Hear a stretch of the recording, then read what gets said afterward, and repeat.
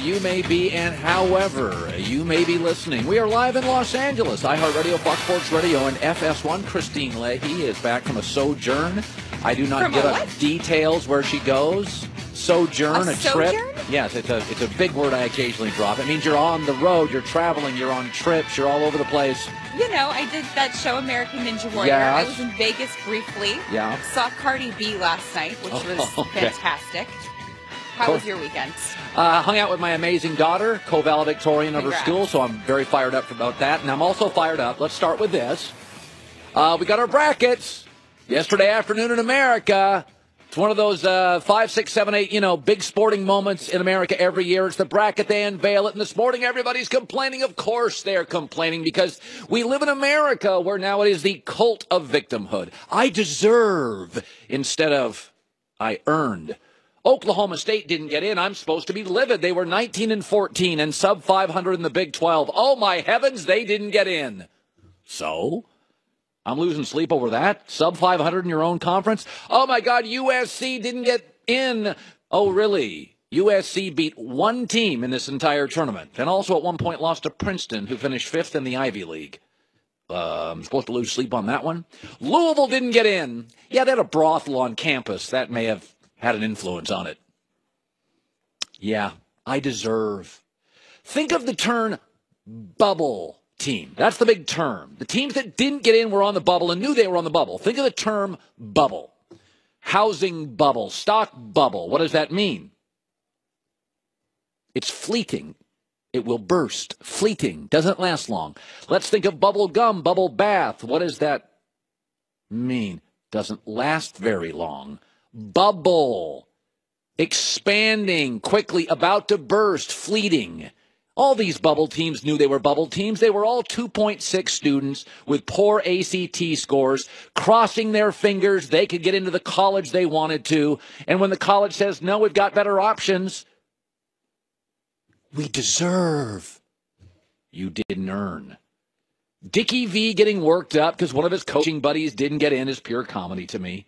The fact is, this is the most inclusive sporting event in America. 68 teams get in. I can't find a third of them on a map.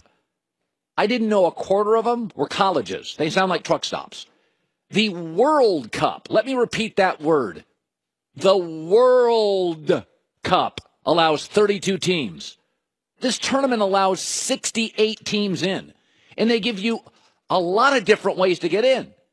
You can schedule tough out-of-conference in your first 8 games, win a couple. You get in.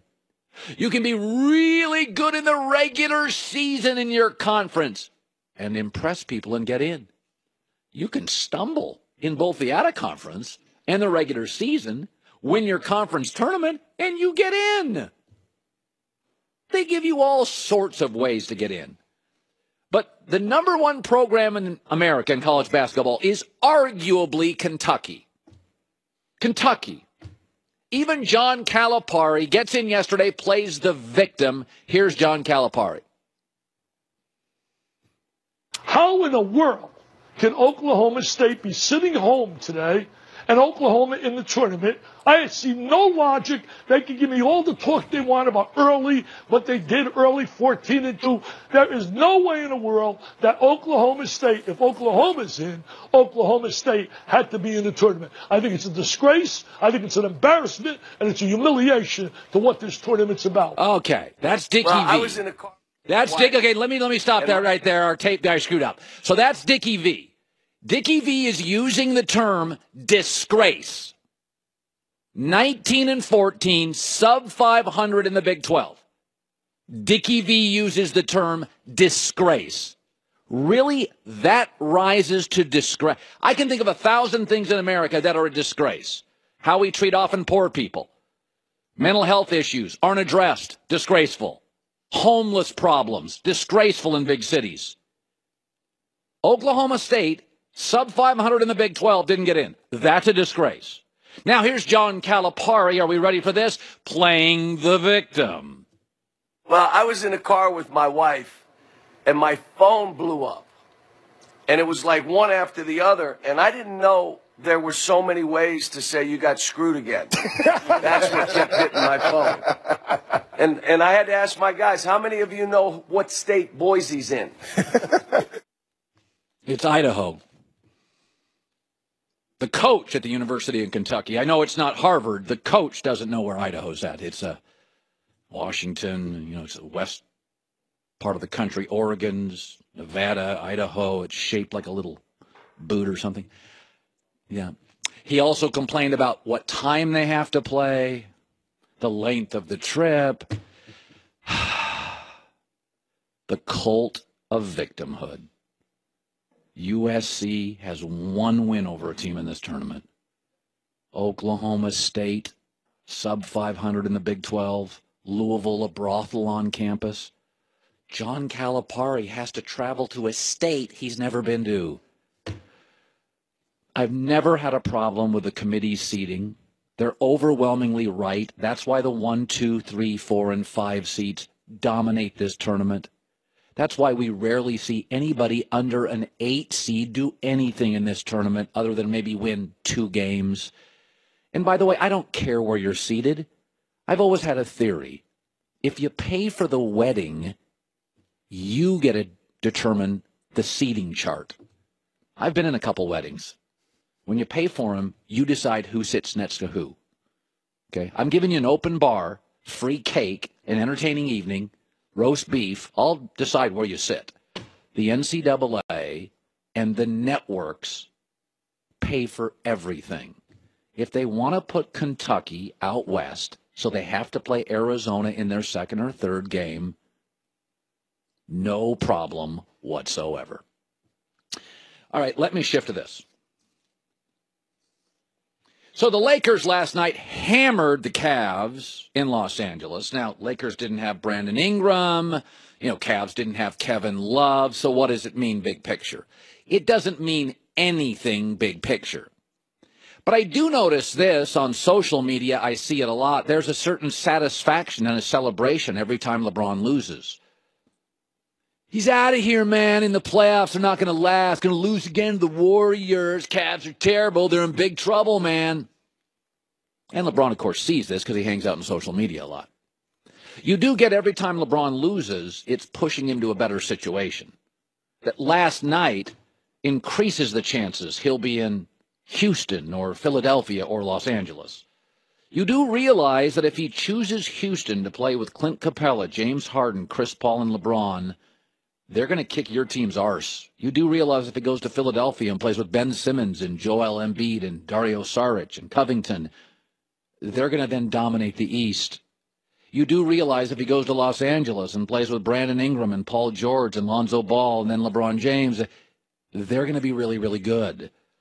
If you're a LeBron hater and you love you some MJ, I don't have a problem with it. MJ's as dynamic as any American athlete I've ever seen. But you want LeBron to stay in Cleveland. They got no cap space. There's not much you can do with this roster. It's not attractive to free agents. And the Sixers are getting better, and the Celtics are getting Gordon Hayward back. If you don't like LeBron, you want him to believe, hey, man, I'm not going to go to Houston. I'm not going to Philadelphia. I'm not going to Los Angeles with new, young, exciting, dynamic players. I'm watching last night. Lakers come out west, went 0-2 against the Clippers and the Lakers. And I'm watching LeBron James, and he looks like a guy that could use a fresh start. The Lakers are playing well. They're 7-2 since the All-Star break in the West. Lonzo's emerged. Brandon Ingram appears to be a really good player. They've got a ton of cap space. It's young guys that are fun to play with. The crowd is energized. He and Paul George, is it outrageous to think he was watching that thinking, it would be kind of fun to be part of? I got 2 homes here. A couple of weeks ago, they played Philadelphia. Philadelphia clobbered them. Do you think LeBron watched Ben Simmons, Joel Embiid, Dario Saric, and Covington and thought, man, you put me on that roster? Whoo! You'd think when they played Cleveland with Clint Capella and Chris Paul and James Harden, LeBron doesn't think, man, you know what I would do to this roster? Like, if you hate LeBron, last night is not good for you because he's going to have a multitude of options. And in my opinion, they've all got more cap space, more youth, more dynamic futures, and star players. Cleveland Doesn't have any of that, especially since Kevin Love is hurt. Here's LeBron after last night's loss to the Lakers in Los Angeles. Is it at all easier to accept these losses knowing this is not your team a month from now? No. Accept losses? No. No. I'll never accept a loss. It's not in my DNA. Well, you better start getting it in your DNA because Cleveland doesn't have cap space. They've got an owner that's overpaid for players. Tristan Thompson's not worth half of what he's making. So, again, you can root against LeBron, and he'll read it. But you do realize, A, he's going to have options, and Philly, Houston, and Los Angeles would be really, really, really, really good if you added LeBron James and maybe another piece. All right, good to have you in today. So a piece of video came out. Many people are saying it's very damaging to OBJ, who has become kind of like our, he's a rock star. He was hanging out with Ronaldo, who is also the looks, the vibe, the swag, is a rock star. So there's a piece of video, and people are freaking out. Will it get OBJ traded, moved, unsigned? What will it do? We'll show you the video. We'll talk about it. This video, it only lasts 7-8 seconds. It shows a lot of things in a hotel room. Some believe it's